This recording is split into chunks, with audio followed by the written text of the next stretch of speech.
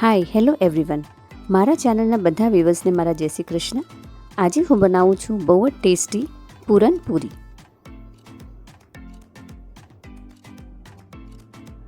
તો પૂરણપૂરી બનાવવા માટે મેં અહીંયા 1 વાટકી ચણાની દાળ લીધી છે.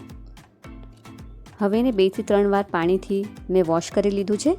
તો અહીંયા વોશ કર્યા પછી 1 ગ્લાસ એમાં હું પાણી નાખું છું અને પલળવા માટે એને 2 થી 3 કલાક માટે રાખી દેવાની છે.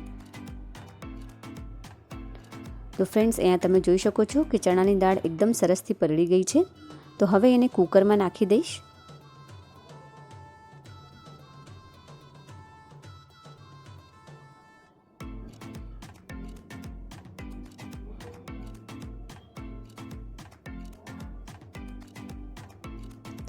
હવે આમાં મેં પાણી નાખ્યું છે, એમાં વધારે પાણી એડ નથી કર્યું. તમે જોઈ શકો છો દાળ જેટલું ડૂબે એટલું જ પાણી એમાં એડ કરવાનું છે.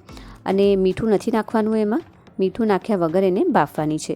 તો 5 થી 6 વિસલ એમાં લગાડી લઈશું એટલે દાળ એકદમ સરસથી કૂક થઈ જશે. જ્યાં તક આપણી દાળ કૂક થાય છે ત્યાં તક આપણે પૂરણપૂરીનો લોટ બાંધી લઈએ. તો અહીંયા 2 વાટકી મેં ઘઉંનો લોટ લીધો છે. ચપટીક મીઠું નાખવાનું છે, સરસથી મિક્સ કરી લઈશું. થોડું પાણી નાખીને લોટ બાંધી લેવાનું છે. તો ફ્રેન્ડ્સ, અહીંયા જોઈ શકો છો મેં લોટ બાંધી લીધો છે. થોડુંક ઓઇલ નાખીને સરસથી એને મસળી લઈશું અને એને હવે થોડીક વાર રેસ્ટમાં રાખી દેવાનો છે, લગભગ અડધી કલાક માટે, તાકી સરસથી સેટ થઈ જાય. તો ફ્રેન્ડ્સ, હમણાં હોળી આવવાની છે અને બધાના ઘરમાં કાંઈ ને કાંઈ મીઠી વસ્તુ બનવાની જ હશે. તો તમે આ પૂરણપૂરીની રેસીપી ટ્રાય કરી શકો છો. તો આપણે લોટને સાઈડમાં રાખી દઈએ અને દાળને ચેક કરી લઈએ. કુકર એકદમ સરસથી ઠંડુ થઈ ગયું છે. પાણી પણ એકદમ જરાય નથી બચ્યું આમાં. તો બહુ જ ઓછા પાણીમાં દાળ સરસથી કૂક થઈ જાય છે. બસ તમને એને પલાળવાની જરૂર છે. જો તમે પલાળીને દાળને કૂક કરશો ને તો બહુ જ સરસ એકદમ જલ્દીથી કૂક થઈ જતી હોય છે. પૂરણપૂરીમાં સ્વીટનેસ માટે હું ગોળનો યુઝ કરું છું. જો તમને ગોળ યુઝ ના કરવો હોય તો ખાંડ પણ યુઝ કરી શકો છો, પણ ગોળથી પણ સરસ ટેસ્ટ લાગતો હોય છે. હવે એક પેનમાં 1 ચમચી હું ઘી નાખું છું. ઘી ગરમ થાય એટલે બધી દાળ એમાં એડ કરી દેવાની છે. જો તમે કૂક કરતા વખતે દાળમાં પાણી બચી ગયું હોય તો તમે એને ચાળણીમાં કાઢીને પાણી એનું નીકાળી શકો છો. હવે દાળનું પૂરણ બનાવવા માટે આવી રીતે દાળને શેકી લેવાની અને હલકા હાથે આપણે ધીરે ધીરે એને મેશ પણ કરતા જઈશું દાળને. દાળ ઓલરેડી એકદમ સોફ્ટ થઈ ગઈ છે, તો બહુ જ ઇઝીલી મેશ થઈ જાય છે. તો આવી રીતે દબાવતા જવાનું છે. તો તમે જોઈ શકો છો એકદમ સરસથી દાળ મેશ થઈ જાય છે.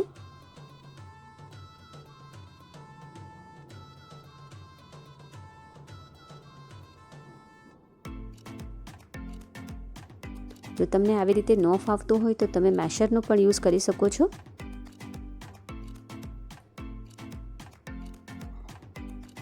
હવે અહીંયા દાળ એકદમ સરસથી મેશ થઈ ગઈ છે.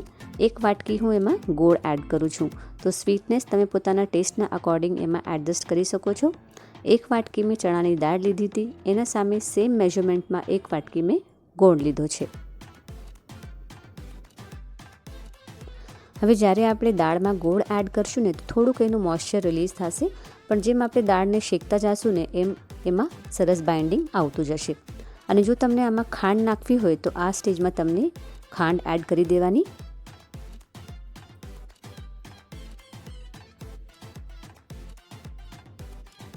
હવે બધું જ ગોળ જ્યારે મિક્સ થઈ જાય એના પછી 1/4 ટેબલસ્પૂન એલચીનો પાવડર એમાં એડ કરું છું.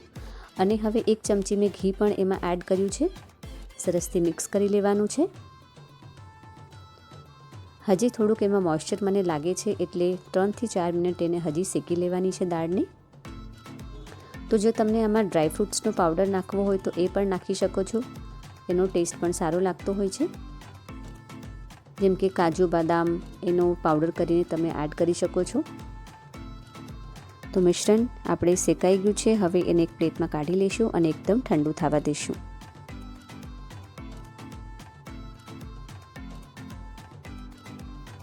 તો મિશ્રણને બનાવતા 10 થી 15 મિનિટ જેવું લાગતું હોય છે.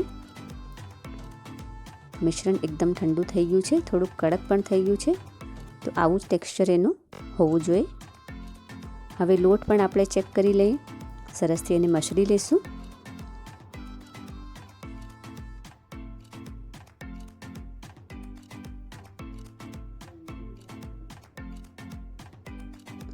હવે એના લોયા કરી લેવાના છે.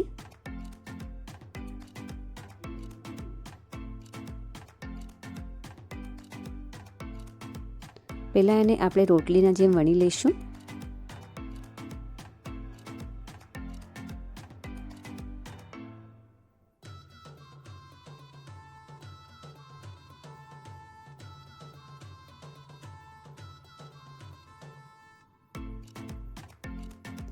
તો પૂરણપૂરી તમને નાની મોટી સાઇઝ જે સાઇઝની બનાવી હોય તમે પોતાના અકોર્ડિંગ બનાવી શકો છો.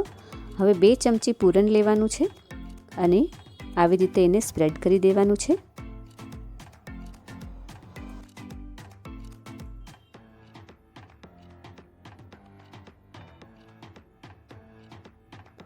અને હવે જેવી રીતે આપણે કચોરી વારીએ એવી રીતે ચપટી લઈને એનું બી શેપ એવી રીતે દઈ દેવાનું છે.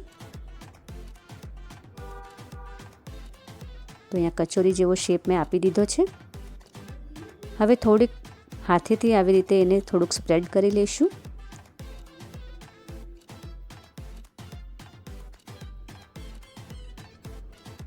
તો આવી રીતે હલકા હાથે દબાવીને એનો શેપ આપી દીધો છે. હવે લોટ થોડોક લગાવીને અને ફરીથી એને વણી લેવાનું છે.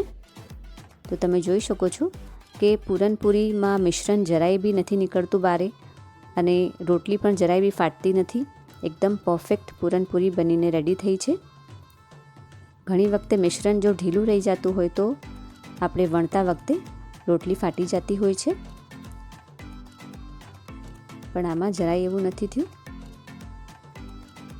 હવે આને આપણે શેકી લેવાની છે.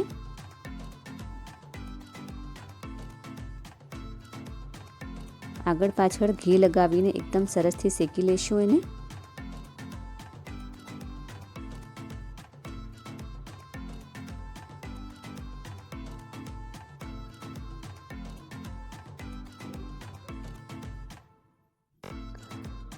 તો ફ્રેન્ડ્સ, પૂરણપૂરીને તમે જમવાના પહેલાં અડધો કલાક પહેલાં બનાવીને પણ રાખી શકો છો અને જો ગરમા ગરમ ખાવી હોય તો તમે એમ પણ કરી શકો છો. તમે મારી રેસિપી જરૂરથી ટ્રાય કરજો. આવી રીતે આગળ પાછળ 2 તરફથી સરસથી શેકી લેવાની છે.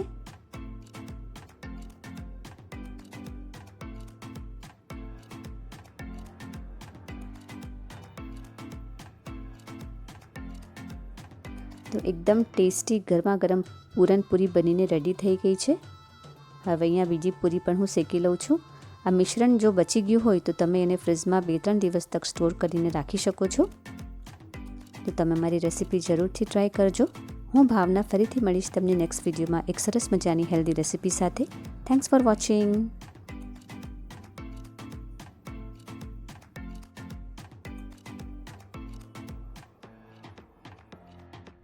મેં મારી 2 રેસિપીઝ એક અહીંયા અને એક અહીંયા અટેચ કરીને રાખી છે.